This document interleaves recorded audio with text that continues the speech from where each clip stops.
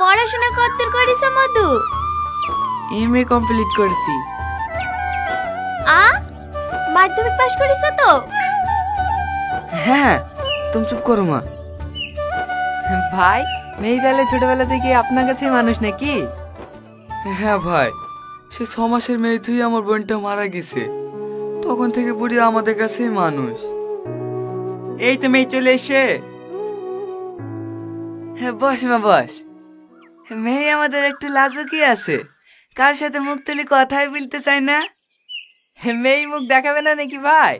ঘুমটাটা একটু তোলো মা, মুখ খান দেখি। এই বুড়ি, ঘুমটাটা তোল। আমার বিয়ে হবে। কি মজা কি মজা। আব্বা, মেয়ে তো পাগলি। কি করে? তোতে আমার বিয়ে হবে, তুই আমার দামি হবি। দলে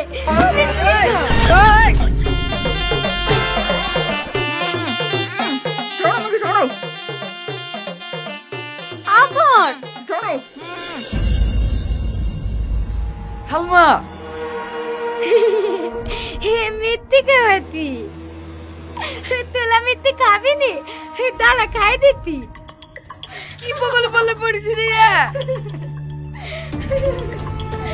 আরে রে ভাই, দাঁড়ান দাঁড়ান, কথাটা তো শোনেন। এইভাবে কোটা বিভাগবি বলতেনি, তুই কি বি করবি নি? না, আমি তো তোমাদেরকে আগেই বলে দিয়েছি বি করবো না।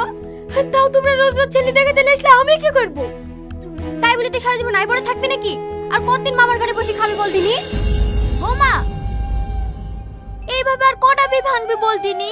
মেয়ে হয়ে জন্মেছি, বি সংসার তো একদিন একদিন করতেই হবে। তোর মামা মামিরও বয়স হয়ে গেছে, আমি তো আজ এসে কাল নাই। মরার আগে লাজ্জামের মুখখান দেখতে দেবেনি। নানি, তোর মামা মামিও তোর কথা ভেবে ছেলে পিলি লাইনি। ওদেরও তো একটা দায়িত্ব আছে। আর তাছাড়া পাড়ার লোকের কথা শুনেও বাঁচা যাচ্ছে না। লোকে তোর মামাকে ধরে ধরে বলে, ভাগ্নিকে আর কতদিন ঘরে পুষবা? কাকে কি বুঝায়? ওই বুদ্ধিটুক থাকলে কি আর এরকম কাজ করে? কত ভালো ভালো ছেলের সম্বন্ধ আসছে, মেম সাহেব নাকি বি করবে না। জিদ হয়েছে জিদ। ছেলে দেখলে নাকি ঘৃণা লাগে। ওর মা যেমন বিষ খেয়ে মরেছে। সাথী, কি অবদল বলছো? হ্যাঁ, আমি তো অবলতা বলি বকি। দেখবো ওর জালে আমাদেরকে বিষ খেয়ে মরতে হবে। আমি আর পারছি নি।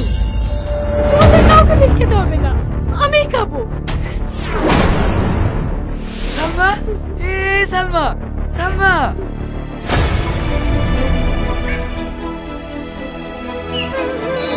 বিষ দেন। কি বিষ দেবো? না না, বিষ হবে না। হবে না মানে? আমি কি টাকা দেবো না নাকি? বিষ দেন। ওই ভুল করো না চাচা, দেখছো না দেখি তো পাগলি মনে হয়েছে। বিষ লেখুন খেয়েটে ফেললে পুলিশে তখন তোমাকে ধরবে। আমিও তো তাই বলছি, মেয়ে মানুষকে বিষ দেওয়া যাবে না। কি ব্যাপার, বাড়িতে ঝামেলা টামেলা করে এসছো নাকি? তোমার খাতা কেন দিতে বলিনি? আমার টাকা দিয়ে আমি বিষ কিনবো, খায় নাই গায়ে মাখি। তোমার তাতে কি? বাবা, ঝাঁজ তো কম না। আপনি বিষ দেবেন? না না, আমার কি মাথা খারাপ হয়ে গেছে নাকি যে তোমাকে বিষ দেবো? আজকালকার মেয়েরাও না বয়ফ্রেন্ডের সাথে মনে হয় কাজে টাজে হয়েছে, আর অমনি বিষ খেতে তোর মেরেছে। আমার জিজ্ঞাসা করো। আরে আরে আরে আরে, কি হলো কি?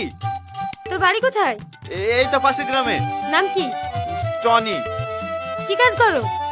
আপনাকে এত কিছু বলতে যাবো কেন? তোমার জন্য একটা কাজ আছে, করবা? কি কাজ? 1 ঘন্টা লেগে আমার বয়ফ্রেন্ড হতে হবে। আমি ওই টাইপের ছেলে না।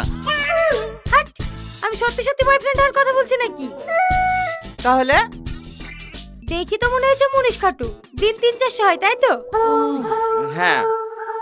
এক কাজ করো, 1 ঘন্টার জন্য আমার বয়ফ্রেন্ড সেজে আমার বাড়ি চলো, তোমাকে 500 টাকা দেব। 500 টাকা?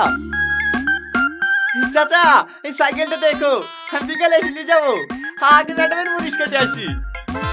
ঠিক আছে।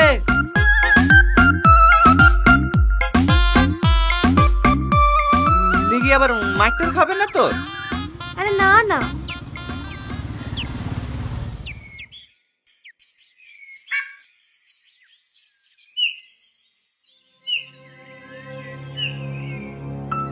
আরে বস তো, ও ঠিক চলে আসবে। এলেন মা।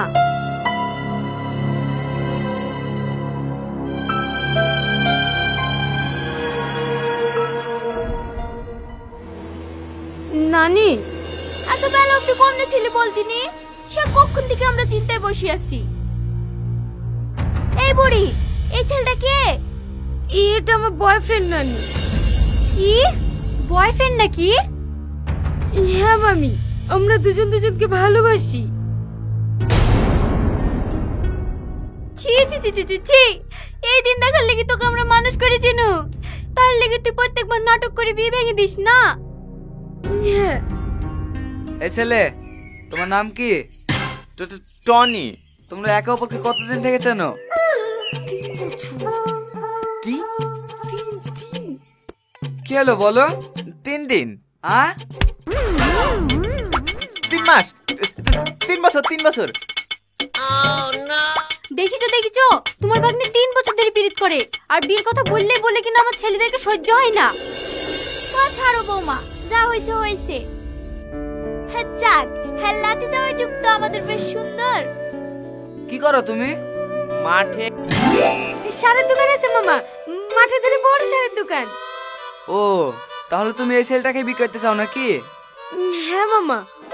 তাহলে কাল কি বলেন না দেখি বিপরীতে? না না, এভাবে হয় নাকি? ও দুদিন আমাদের বাড়িতে থাকুক, আগে ভালো করে দেখি, তারপর না হয় ভাবনা চিন্তা করা যাবে। না না, ওর কাজ আছে, খুব জরুরি কাজ নাকি মধু?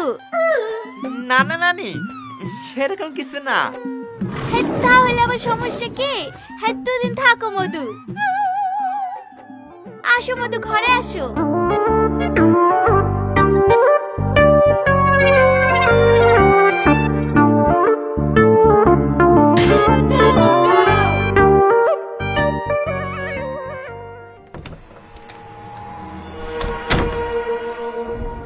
তোমাকে আমি থাকতে বলেছি না।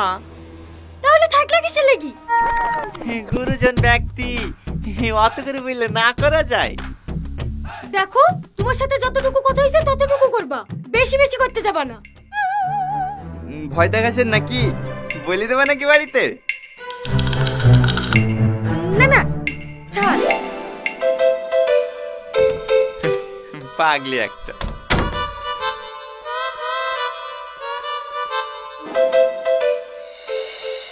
তারপর নানি, তারপর? হ্যাঁ তারপর আবার কি? হ্যাঁ তোর নানা আর আমি বাড়ি গিয়ে বিয়ে করে ফেললাম। তোমার আব্বা তো রাগী লোক, তোমাদেরকে কিছু বললো না? হ্যাঁ হ্যাঁ, প্রথম প্রথম তো মানতেই চাইনি, হ্যাঁ তারপর যখন তোর মামা হলো তখন সব ঠিক হয়ে গেছে। ও আচ্ছা নানি, সালমার আব্বু মার কি হয়েছিল? সালমার মা একটা ছেলেকে খুব ভালোবাসতো, আমরা কোনো আপত্তি করিনি, ওর পছন্দ ছেলের সাথে বিয়ে দিয়েছিলাম। বিয়ের পর মেয়েটুকু আমার খুব সুখেই ছিল। তারপর যখন সালমা পেটে আসে, ঠিক সেই সময় জামাই বিদেশে যায়। তারপর থেকে আমাদের সাথে আর কোনো যোগাযোগ রাখিনি। আমরাও অনেক খোঁজাখুঁজি করেছি কিন্তু পাইনি। তারপর আমরা এদিক ওদিক থেকে খবর পেলাম সালমার বাপ নাকি শহরে গিয়ে আরেকটা বিয়ে করেছে। এই কথাটা শুনে মেয়ে আমার বিশাল ভেঙে পড়ে। তারপর একদিন দেখি মেয়ে আমার বেশ খেয়ে বিছানায় পড়ে আছে।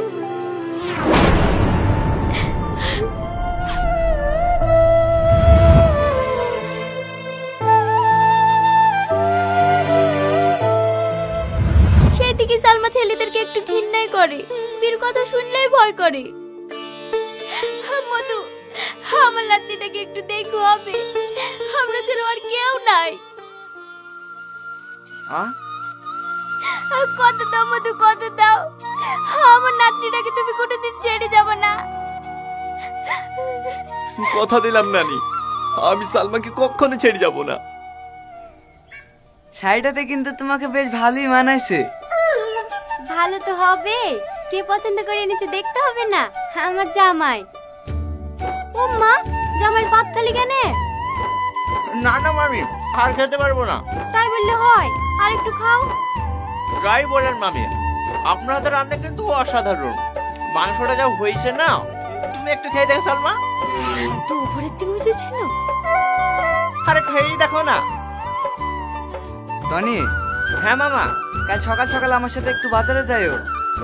কেন মামা, ভাবছি কাল কি তোমাদের আশীর্বাদটা সেরে ফেলবো, তাই কিছু বাজার করতে হবে। আশীর্বাদ? হ্যাঁ, তোর কিছু কেনাকাটা করার থাকলে তোর মামির সাথে কি করলিস?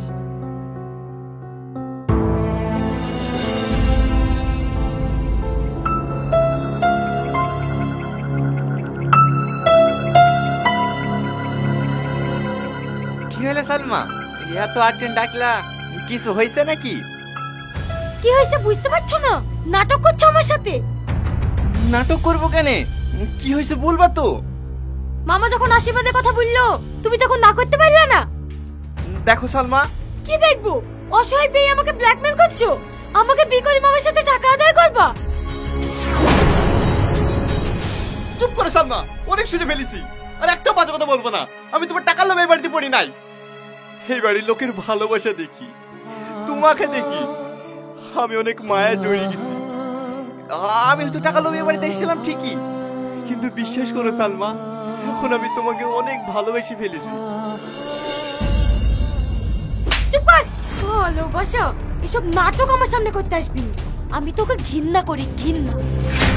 তোর যদি একটু লজ্জা থেকে থাকে তাহলে কাল সকাল হওয়ার আগেই এই বাড়ি ছেড়ে চলে যাবি।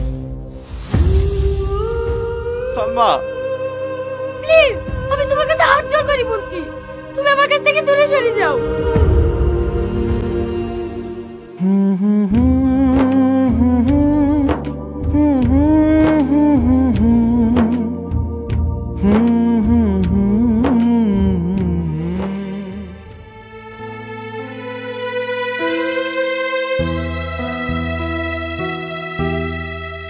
বুড়ি, জামাইকে দেখিছো? না মামা। কোথায় যে গেল? ছেলেটাকে সকাল থেকে খুঁজে পাচ্ছিনি, আবার ফোনটাও সুইচ অফ বলছে। ও গো, এই দেখো টনির ঘরে চিঠিটা ছিল। কই দেখি।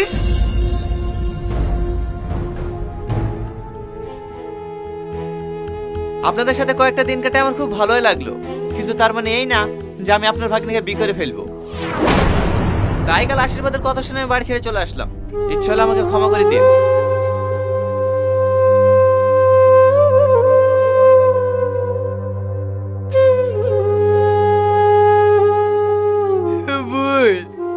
আমি তোর মেয়েকে সুখে রাখতে পারলো না রে বোন, তুই সুখে রাখতে পারলো না।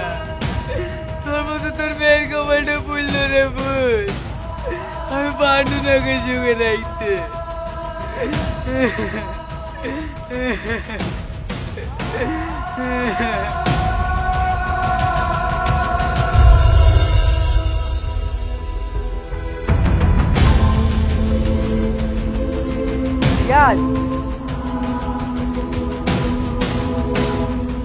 হ্যাঁ স্যার বলেন। তোমার জামিন হয়ে গেছে।